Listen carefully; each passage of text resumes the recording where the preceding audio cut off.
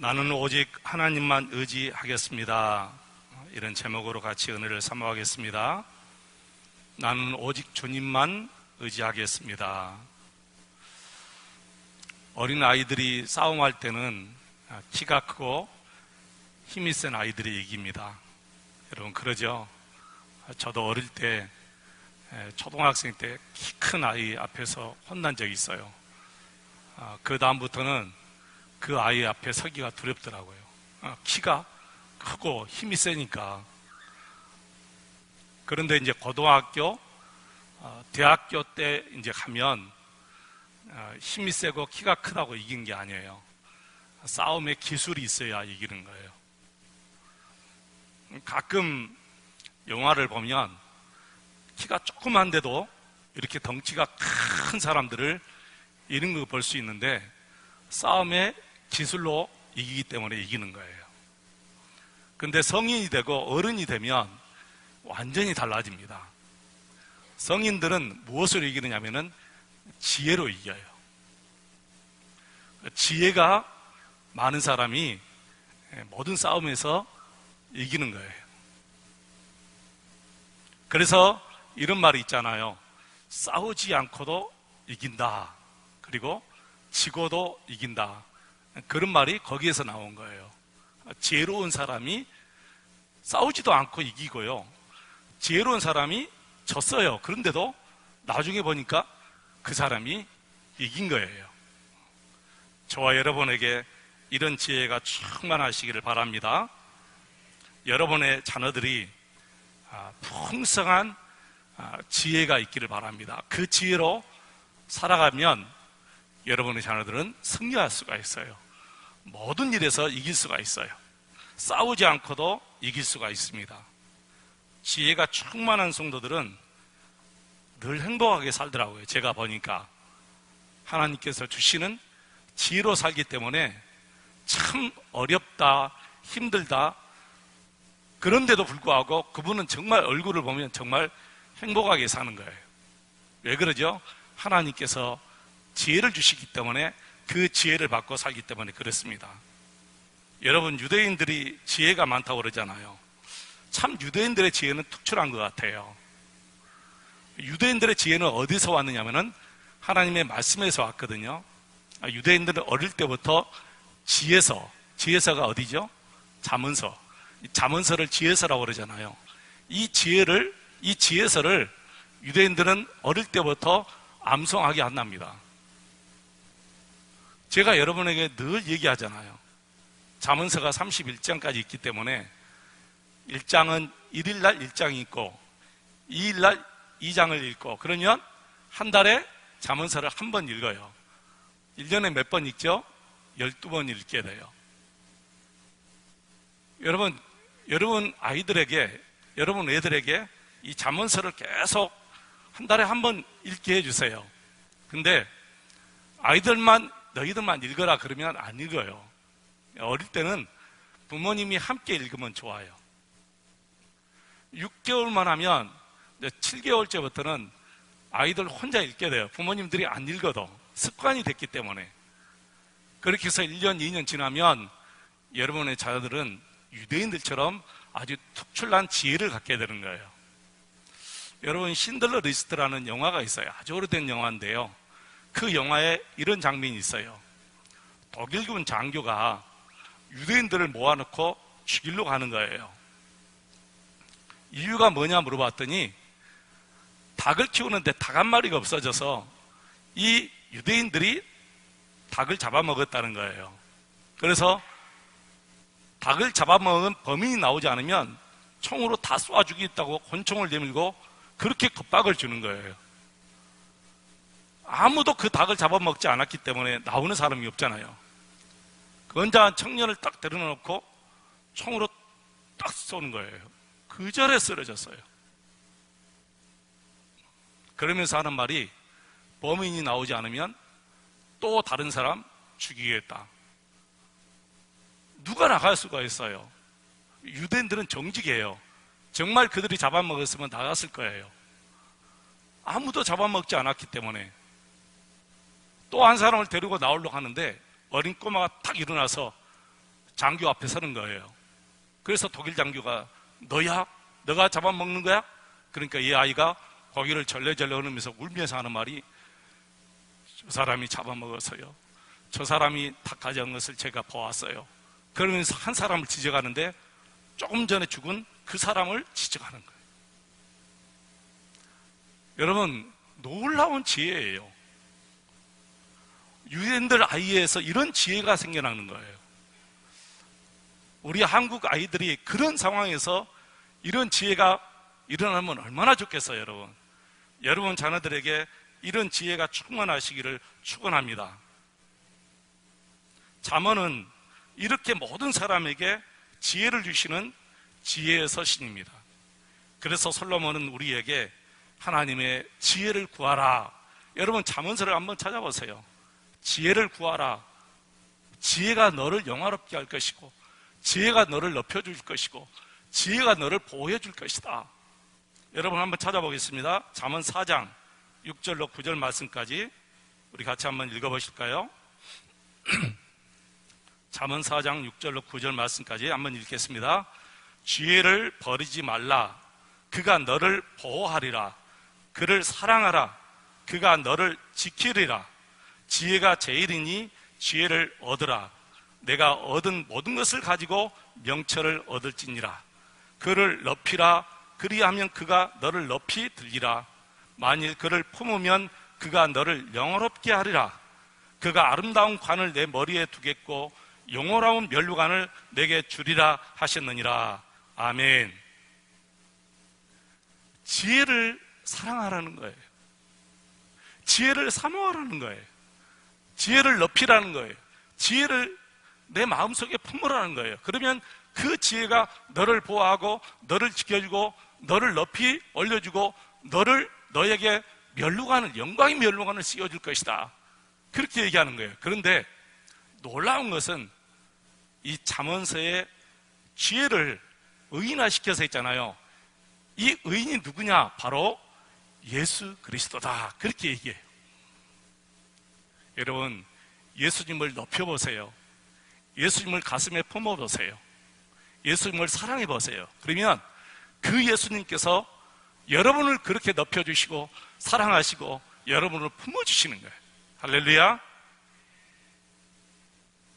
우리 하나님은 반드시 당신을 이렇게 사랑하고 사모하고 품고 믿음을 가진 자에게 이런 믿음의 대가를 풍성하게 주실 줄로 믿습니다. 그래서 우리는 하나님께서 주신 지혜를 가져야 됩니다. 천하를 다스릴 수 있는 그런 지혜를 가져야 됩니다. 잠언 1장 7절 말씀 보니까요, 여호와 하나님을 경외하는 것이 지식의 근본이다 그랬는데요, 미련한 사람은 이걸 버린다고 그랬어요. 여호와 우리 하나님을 사랑하고 사모하는 것이 지식의 근본이다는, 뿌리라는 거예요. 근데 미련한 사람은 이걸 버려요. 하나님을 잘 경외하여 우리 하나님께서 주시는 지혜와 지식이 충만하시기를 축원합니다. 여러분, 하나님을 경외하는 것이 뭐죠? 하나님을 경외한다. 경외한다 이 말은 두려움으로 섬긴다 그런 뜻이에요. 두려움으로 섬긴다. 여러분께서 하나님을 두려움으로 섬기면 우리 하나님께서 여러분에게 그렇게 인도하시는 거예요. 나는 저와 여러분이 하나님을 정말 두려워했으면 좋겠어요. 하나님을 두려워하는데 여러분, 하나님 앞에서 거짓말할 수 있겠어요? 하나님을 두려워하는데 우리가 딴짓할 수 있겠어요? 하나님을 두려워하는데 우리 입술에서 험한 말이 나올 수 있고 여러분 음담패설을 할 수가 있겠어요? 그럴 수 없죠. 하나님이 두려우니까 그럴 수 없는 거예요. 우리 하나님은 지금도 살아계셔서 천한 만물을 다스리시고 간섭하시고 죽은 자를 살리시는 그런 하나님이시기 때문에 그 하나님을 두려워해야 사람을 두려워하지 않을 수 있습니다. 하나님을 두려워하면 사람이 두렵지가 않아요. 여러분 신비해요. 너무너무 신기해요. 이런 산 교훈을 우리에게 주신 분이 누구죠? 다윗이잖아요. 다윗은 사람을 두려워하지 않았어요. 매일 무섭게 자기를 쫓아오는 사울왕을 다윗은 무서워하지 않았어요. 대신 누구를 두려워했어요? 하나님을 두려워하고 하나님을 무서워하는 거예요. 내 옆에 큰 자가 있는데 내 앞에 어떤 자가 와도 두렵겠습니까, 여러분? 전혀 두렵지 않죠. 어렸을 때 아버지와 함께 외갓집을 가는데 학교 다녀와서 저녁에 가야 하니까 외갓집을 가려면 큰 잔등을 하나 넘어야 돼요. 잔등이 뭐죠? 우리 청년들 나도 모르게 잔등이라 나왔네. 그 뭐라고 해야 되죠? 예? 예, 큰 언덕이 아니고 아무튼 큰 산을 이렇게 넘어서 가는데 밤에 가니까 얼마나 무서워요. 혼자 갈 수가 없어요. 하필이면 그 산, 잔등 넘어가는 그 옆에 그 산에다가 저희 친구 누나가 어렸을 때 죽었는데 거기다가 돌무덤을 세워가지고 묻었어요. 어릴 때는요, 무덤을 안 세워줘요. 어른들. 그러니까 어린아이들, 이렇게 청년들은 돌무덤을 해가지고 이렇게 무덤을 세워준 거예요. 왜 그랬는지 저는 지금도 궁금해요. 왜 어릴 때는 무덤 안 세워주고 돌무덤 해줬죠? 이유 아시는 분은 저에게 이따 좀 가르쳐 주세요. 거기를 혼자 갈 수가 없어요, 저녁에. 그러니까 아버지께서 언제나 옆에서 든든한 아버지 손잡고 딱 가면 무서운데도 불구하고 안 무서워요. 무서운데도 안 무서우는 거야. 아버지가 가니까. 한번 생각해 보세요. 내 옆에 큰 분이 있으면, 내 옆에 큰 분이 계시면 어떤 사람이 와도 안 무서워요. 근데 내 옆에 큰 분보다 더 큰 사람이 오면 무섭지요. 근데 보세요. 여러분 옆에 하나님이 계시잖아요. 여러분 옆에 천하보다 더 큰 하나님이 계시잖아요. 그러니까 그 누구도 그 어떤 상황도 무섭지 않고 두렵지 않는 거예요. 그 산 교훈을 우리에게 보여주신 분이 누구라고요? 다윗이에요. 오늘 본문을 보십시오. 어느 날 예기치 않게 전쟁이 일어났어요. 전쟁이 일어나면 가장 먼저 군대를 정비해야 되고, 그리고 그 당시에는 이제 말과 병거로 가지고 싸움하니까 말이 몇 마리인지 병거가 몇 대인지 바로 반드시 이것을 준비하고 점검하고 준비해서 전쟁에 나가야 되는데, 다윗을 보세요. 전쟁이 일어난 상황에서 참 희한한 말을 해요. 무슨 말을 합니까? 깃발을 만들라는 거예요. 하나님의 이름을 쓴 깃발을 만들어서 그 깃발을 가장 앞에서 들고 전쟁터에 나가고, 그 깃발을 보면서 하나님께 기도하면서 전쟁을 하는 거예요. 이런 전쟁이 여러분 어디가 있어요? 근데 그렇게 하라는 거예요. 여러분 5절의 말씀 한번 보십시오. 5절 같이 읽겠습니다. 우리 하나님의 이름으로 우리의 깃발을 세우리니 여호와께서 내 모든 기도를 이루어 주시기를 원하노라. 성경이 좀 다릅니다.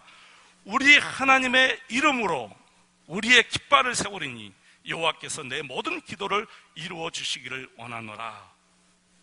싸움터에서 하나님의 이름이 적힌 깃발을 맨 앞에 가지고 나가서 그 깃발을 보면서 기도하면서 전쟁을 치르는데, 7절 말씀에 이렇게 고백합니다.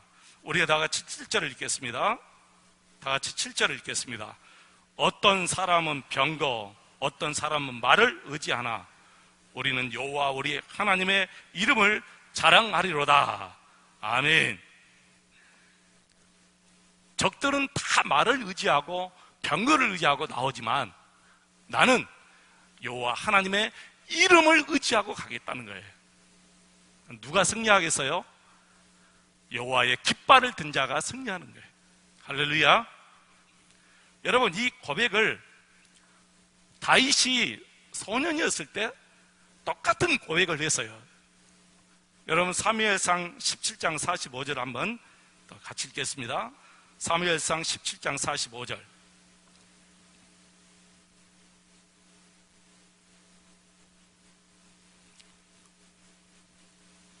영상에 있는 사람들이 잠을 자는지 가끔 가다가 제 마음이 참 안 좋아요.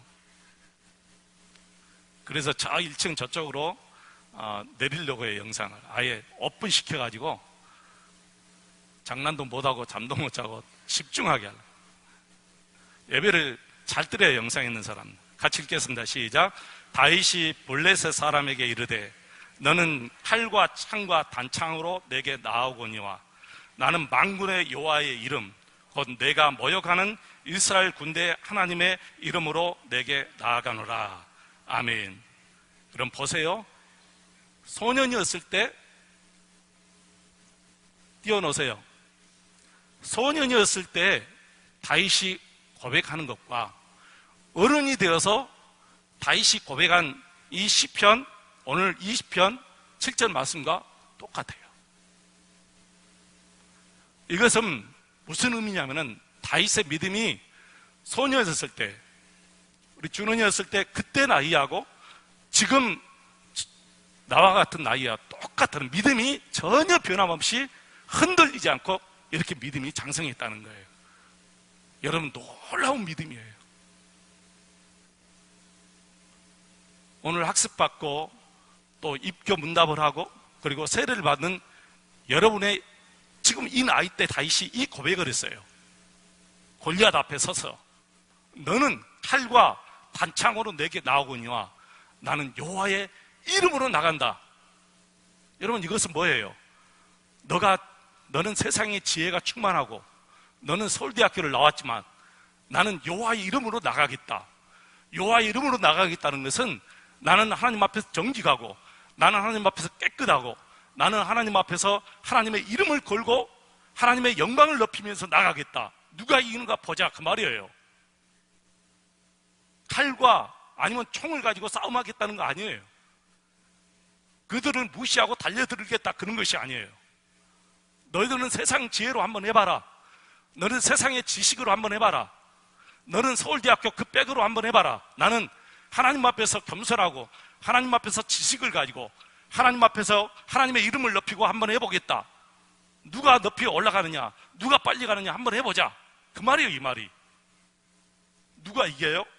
여러분이 이기는 거예요. 우리가 여러분 그렇게 살아야 돼요. 너는 칼과 창과 단창으로 내게 나오거니와 나는 만군의 여호와의 이름 곧 네가 모욕하는 이스라엘 군대 하나님의 이름으로 너에게 나간다. 대단한 믿음이죠. 소년 때와 이렇게 성인이 다 되어서 이 믿음이 전혀 변함없이 이렇게 성장했다는 거예요. 여러분의 믿음이 이렇게 다윗처럼 성장하시기를 축원합니다. 여러분의 믿음이 변함없이 이렇게 다윗처럼 충만하시기를 바랍니다. 아브라함 링컨 대통령은요, 전쟁이 일어났는데 꼬박꼬박 하루에 2시간씩 기도했어요. 얼마나 보좌관들이 다른 사람들이 비방했겠어요.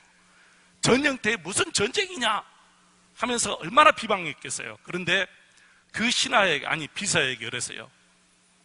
어떤 일이 일어나도 내가 2시간 동안 기도할 시간에는 나를 방해하지 말아라.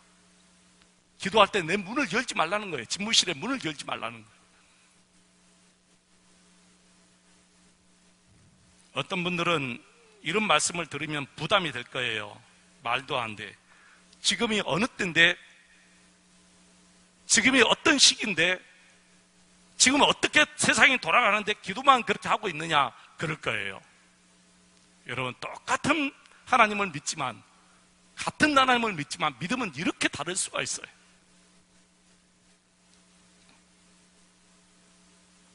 이야기 안 하고 마치겠습니다. 오늘 여러 가지 식이 있기 때문에 마치겠습니다. 어느 전도사님이 이제 목사 안수식을 받습니다. 근데 믿지 않는 아버지가 따라갔어요. 아버지는 하나님을 믿지 않아도 아들이 목사 안수식을 거행하니까 가서 그 예배를 참석했지요. 94장 찬송을 부르는데 찬송 후반부에 이런 내용이 있어요. 세상 즐거움 다 버리고 세상 자랑 다 버렸네. 이 부분에서 아버지가 막 울더래요. 눈물을 흘리면서 울더래요. 그래서 옆에 있는 여동생이 물어봤어요. 아빠 왜 울어? 그러니까 너는 슬프지 않니? 네 오빠가 아니 그 좋은 세상 자랑 다 버리고 그 좋은 세상 즐거움 다 버리고 도대체 어떤 길로 간다는 거니? 너는 안 슬프니? 그랬답니다. 그러니까 그 여동생이 하는 말이 아빠 걱정 마. 교인들은 별로 심각하게 안 불러.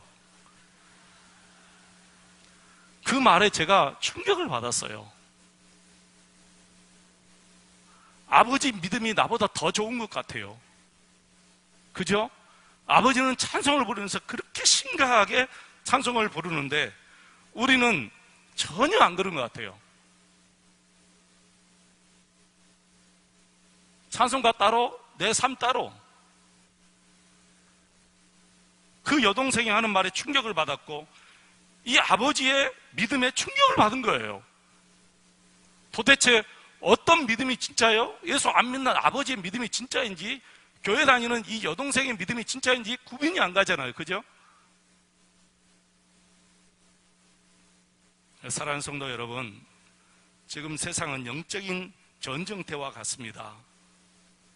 우리가 하나님을 믿는다 하면서도 늘 머릿속에는 세상 것으로 가득 차 있고 어떻게 하면 돈을 많이 벌까?